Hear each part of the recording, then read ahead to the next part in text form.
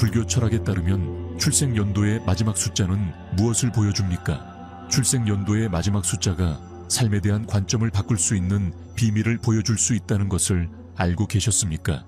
불교 철학에 따르면 숫자는 거의 알려지지 않은 강력한 영적 에너지를 담고 있습니다. 오늘은 상상도 못했던 것을 발견하게 될 것입니다. 겉보기에 평범해 보이지만 깊고 신비로운 의미가 담긴 이 숫자입니다. 이 단순한 숫자가 당신의 행운, 영적 경로, 심지어 개인적 성취에 영향을 미칠 수 있다고 상상해 보세요. 믿기 힘들지만 지금 배우게 될 내용은 당신의 목적을 더 잘 이해하는 데 필요한 것일 수 있습니다. 이것은 단순한 추측 이론이 아닙니다. 우리는 수세기 동안의 불교 지혜에 뒷받침된 심오한 진실에 대해 이야기하고 있습니다. 아무것도 우연히 일어나지 않는다고 믿는 사람이라면 이 지식이 삶을 보는 방식을 바꿀 수 있습니다. 그러니 이 계시적인 여정을 놓치지 마세요. 하지만 계속하기 전에 이 영상의 좋아요를 누르고 채널을 구독하여 삶을 바꿀 수 있는 콘텐츠를 놓치지 마세요. 또한 아래에 만트라를 코멘트로 남겨주세요. 저는 여러분의 삶에 긍정적인 에너지를 강화하기 위해 번영과 지혜를 끌어들입니다. 숫자의 영적 에너지. 불교 철학에서 숫자는 수학적 기호 그 이상입니다. 숫자는 물리적 세계와 영적 세계를 연결하는 특정한 영적 에너지의 운반자로 여겨집니다. 수세기 동안 승려들은 특정 숫자가 서로 어떻게 상호작용하는지 연구했습니다. 존재의 다른 차원으로 가는 관문 역할을 할 수 있습니다. 이 관점은 숫자를 삶과 우주의 본질을 이해하는 열쇠로 만듭니다. 이 전통에 따르면 출생연도의 마지막 숫자는 성격, 운명, 도전에 영향을 미치는 에너지적 표시입니다.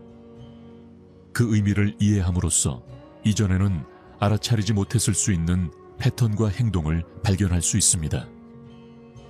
각 숫자의 영향, 0점, 공허함, 변형. 0은 공허함과 무한한 잠재력을 상징합니다. 0으로 끝나는 해에 태어난 사람들은 갱신과 변형과 깊은 관련이 있습니다. 그들은 종종 혼돈 속에서도 명확성을 찾지만 반복적인 순환에 어려움을 겪을 수 있습니다. 인내심을 기르고 모든 끝이 새로운 시작이라는 것을 받아들이면 조화롭게 사는데 도움이 될 수 있습니다. 하나, 개성과 리더십. 숫자 1은 힘, 주도권, 리더십 능력을 나타냅니다. 1로 끝나는 해에 태어난 사람들은 종종 자신의 길을 개척하려는 강한 열망을 가진 개척자입니다. 그러나 건강한 관계를 유지하고 지속적인 성공을 이루려면 독립성과 협력의 균형을 맞춰야 합니다. 2. 이중성과 조화. 숫자 2는 반대 사이의 균형을 상징합니다. 이 숫자와 관련된 사람들은 평화주의자이자 중재자이며 공감으로 갈등을 해결할 수 있습니다.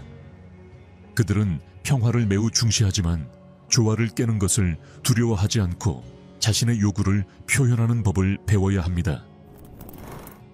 3. 창의성과 표현. 숫자 3의 활기찬 에너지는 창의성과 소통과 관련이 있습니다. 이 사람들은 보통 사교적이고 낙관적이며 예술에 열정적입니다. 그러나 그들의 분산된 에너지는 그들이 프로젝트를 완료하는 것을 어렵게 만들 수 있습니다. 규율과 마음챙김은 그들의 창의성을 생산적인 방식으로 이끌어내는데 필수적입니다. 4개, 구조와 질서. 숫자 4는 안정성과 삶의 기본을 상징합니다. 이 해에 태어난 사람들은 조직적이고 실용적이며 목표에 전념합니다. 그들은 변화에 저항하는 경향이 있지만 안정성의 일부로 유연성을 받아들이면 삶을 풍요롭게 할 수 있습니다. 5. 자유와 모험. 숫자 5는 움직임과 새로운 경험에 대한 탐구를 나타냅니다. 이 숫자와 관련된 사람들은 호기심이 많고 다재다능하며 독립을 좋아합니다. 균형을 찾으려면 자유로운 정신과 견고한 기반을 제공하는 장기적인 약속을 결합해야 합니다. 6. 사랑과 연민. 숫자 6은 다른 사람을 위한 봉사와 깊은 관련이 있습니다.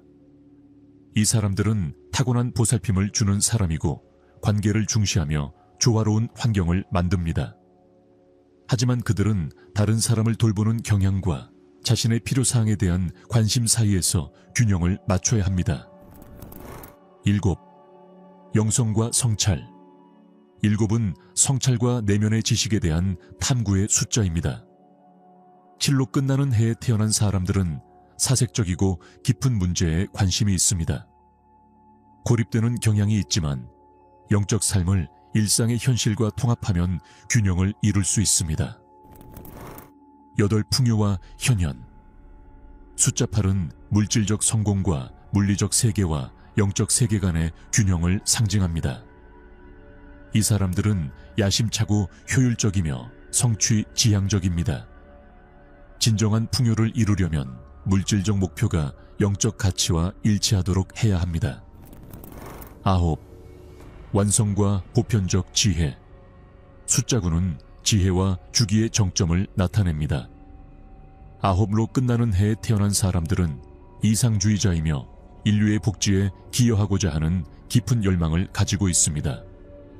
그들은 세상의 걱정을 떠맡는 경향이 있지만 다른 사람을 위임하고 신뢰하는 법을 배우면 자신의 사명을 풍요롭게 할 수 있습니다. 당신에게 그것은 무엇을 의미합니까? 불교 철학은 우리 주변의 에너지를 이해하면 내면의 본질에 맞춰 더 의식적인 결정을 내리는데 도움이 될 수 있다고 가르칩니다. 우리는 이 숫자에 완전히 통제되지는 않지만 그 영향력을 알면 그 숫자와 조화롭게 일할 수 있습니다. 이 지혜를 적용하면 출생 숫자의 에너지를 개인적 성장을 위한 도구로 사용할 수 있습니다. 이것은 세상에 대한 우리의 인식을 바꿀 뿐만 아니라 우리가 도전에 직면하고 더 명확하게 기회를 잡는 데 도움이 됩니다. 이 지식을 적용하는 방법은 첫째, 당신의 숫자에 대해 생각해 보세요. 당신의 숫자와 관련된 특성이 당신의 성격과 경험과 어떻게 공명하는지 생각해 보세요. 둘째, 명상을 통해 에너지를 정렬하세요. 명상은 숫자의 진동과 연결하는 데 도움이 될 수 있습니다. 그리고 그것을 사용하여 균형과 목적을 찾으세요. 셋째, 의식적인 선택을 하세요. 이 지식을 사용하여 선택을 안내하고 그것을 당신의 목표와 가치에 맞춰 정렬하세요. 그리고 네 번째, 지혜를 공유하세요. 다른 사람들과 이 아이디어에 대해 이야기하세요. 그들도 자신의 숫자에서 의미를 찾을 수 있습니다. 불교 철학과의 연결. 궁극적으로 이 지식은 불교 철학이라는 광대한 모자이크의 한 조각일 뿐입니다. 그것은 우주의 모든 것이 서로 연결되어 있다는 것을 상기시켜 줍니다. 그리고 우리 삶의 가장 단순한 측면, 예를 들어 생년의 마지막 숫자조차도 심오한 영적 교훈을 제공할 수 있다는 것을 상기시켜 줍니다. 이 숫자가 당신의 삶에 어떤 영향을 미치는지 알아볼 준비가 되셨나요? 지금 당장 그 의미를 되새기고 당신의 길을 풍요롭게 하는 새로운 관점을 발견하도록 하세요.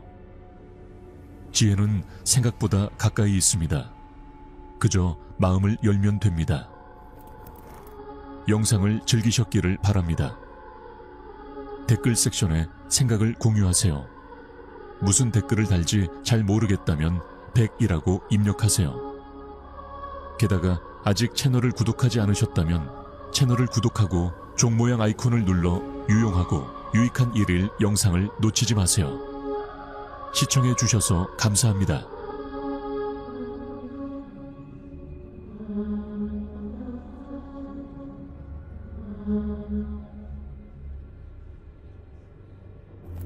울창한 숲과 언덕 근처의 조용한 마을에서 한 농부가 어느 날 아침 산책을 나갔습니다. 탐험을 하던 중 폭풍으로 인해 파손된 땅에 큰 독수리 둥지를 우연히 발견했습니다. 부러진 나뭇가지와 깃털 사이에 무사한 알 한 개가 있었습니다. 버려진 알을 불쌍히 여겨 농부는 집으로 가져가기로 했습니다. 농장에서 그는 이미 자신의 알을 품고 있던 암탉의 둥지에 알을 조심스럽게 넣었습니다. 친절하고 모성에 넘치는 암탉은 의심 없이 알을 받아들였습니다. 며칠이 지나고 독수리 알을 포함한 알이 하나하나 부화했습니다. 부드럽고 털이 많은 작은 독수리 새끼가 나왔고 주변에는 지저귀는 병아리들이 있었습니다. 처음부터 독수리 새끼는 그저 다른 닭일 뿐이라고 생각했습니다. 땅을 긁어 곡식을 찾고 다른 새들처럼 꽥꽥거렸고 위의 하늘에 대해 전혀 생각하지 않았습니다. 다른 새들이 높이 나는 것을 보았지만 자신도 그렇게 할 수 있다고는 상상하지 못했습니다. 우리는 닭이야. 다른 병아리들이 독수리 새끼에게 말했습니다. 우리는 땅에 머무른다. 독수리 새끼는 이것을 진실로 받아들였다. 세월이 흐르고 독수리는 강한 날개와 날카로운 눈을 가진 위험 있는 새로 성장했지만 여전히 닭처럼 살았다. 하늘을 지배하기 위해 태어났다는 사실을 잊었다. 어느 날 방랑하는 현자가 마을을 지나 농장을 방문했다. 그가 동물들을 관찰하던 중 그의 눈은 독수리에게 멈췄다. 그는 눈살을 찌푸리고 농부에게 물었다. 이 강력한 새가 왜 닭처럼 행동하는 거지? 농부는 웃었다. 오호, 저 새는 더 이상 강력한 새가 아니야. 그냥 내 닭 중 하나일 뿐이야. 평생 여기서 살았고 나는 법을 몰라. 현자는 고개를 저었다. 닭들 사이에서 아무리 오래 살더라도 독수리는 항상 독수리야. 그 진정한 본성은 바뀔 수 없다. 그는 땅을 쪼고 있는 독수리에게 다가가서 부드럽게 말했다. 너는 이렇게 살 운명이 아니야. 너는 하늘의 왕이야. 나와 함께 가자. 농부는 즐거워하며 현자가 독수리를 데려가도록 허락했다. 현자는 독수리를 헛간 지붕으로 옮겼다. 독수리를 높이 들고 그는 말했다. 하늘을 봐. 날개를 펴고 날아가. 독수리는 잠시 하늘을 올려다보았지만 다시 땅을 쳐다보았다. 두려움이 독수리를 사로잡았고 현자는 닭들 사이에서 안전을 찾으며 뛰어내렸지만 포기하지 않았다. 다음 날 그는 독수리와 함께 근처 언덕을 올랐다. 포도나무가 부드럽게 흔들리고 그 아래로 계곡이 펼쳐졌다. 현자는 말했다. 너는 땅에 맞지 않아. 하늘을 보고 자신을 믿어. 독수리는 날개를 펄럭였지만 이륙하지는 않았다. 여전히 주저하며 자신의 힘을 확신하지 못했다. 셋째 날, 현자는 독수리를 안고 그 지역에서 가장 높은 산에 올랐다. 그와 함께 정상은 구름 위로 높이 있었고 그 주위의 바람길은 독수리를 가까이 붙잡고 있었다. 현자는 속삭였다. 당신은 자유롭게 태어났다. 당신은 땅에 얽매이지 않았다. 당신은 독수리다. 날아올라라. 이번에 독수리는 깊은 곳에서 무언가가 꿈틀거리는 것을 느꼈다. 오래전에 잊었던 기억이었다. 광활한 하늘이 그를 불렀고 바람이 깃털을 밀었다. 천천히 날개를 활짝 펴고 처음으로 그 힘을 느꼈다. 독수리는 한 번의 강력한 도약으로 공중으로 날아올랐다. 처음에는 어색하게 펄럭였지만 곧 리듬을 찾았다. 점점 더 높이 날아올랐고 바람은 그를 손쉽게 실어 날렸다. 아래의 땅은 사라지고 하늘이 그의 집이 되었다. 현자는 독수리가 하늘로 사라지는 것을 지켜보았다. 그는 미소를 지으며 말했다. 영혼은 이 독수리와 같다. 무지에 갇혀 자신의 진정한 본성을 잊었다. 하지만 깨어났을 때 신성함을 기억하고 자유를 향해 날아올랐다. 이 이야기는 문다카 우파니샤드의 가르침을 반영한다. 우리 이야기 속에 독수리처럼 우리 모두에게 선택권이 있다. 우리는 배운 제안에 얽매여 있을 것인가? 아니면 우리의 진정한 본성을 깨닫고 날아오를 것인가? 우파니샤드는 우리가 이 세상의 역할과 투쟁에 얽매이지 않는다는 것을 상기시켜 줍니다. 우리 안에는 실현되기를 기다리는 무한한 잠재력이 있습니다. 이 이야기가 당신에게 영감을 주었다면 오늘 잠시 시간을 내어 자신의 삶을 돌아보세요. 무엇이 당신을 날개를 펼치지 못하게 막고 있습니까? 기억하세요. 당신은 닭이 아니라 독수리이며 떠오르기 위해 태어났고 날기 위해 태어났습니다. 이 이야기와 더 깊은 의미가 마음에 드셨다면 좋아요를 누르고 공유하고 구독하는 것을 잊지 마세요. 댓글 섹션에 생각을 공유하세요. 무슨 댓글을 달지 잘 모르겠다면 1000이라고 입력하기만 하면 됩니다. 다음 영상에서 뵙겠습니다. 시청해 주셔서 감사합니다.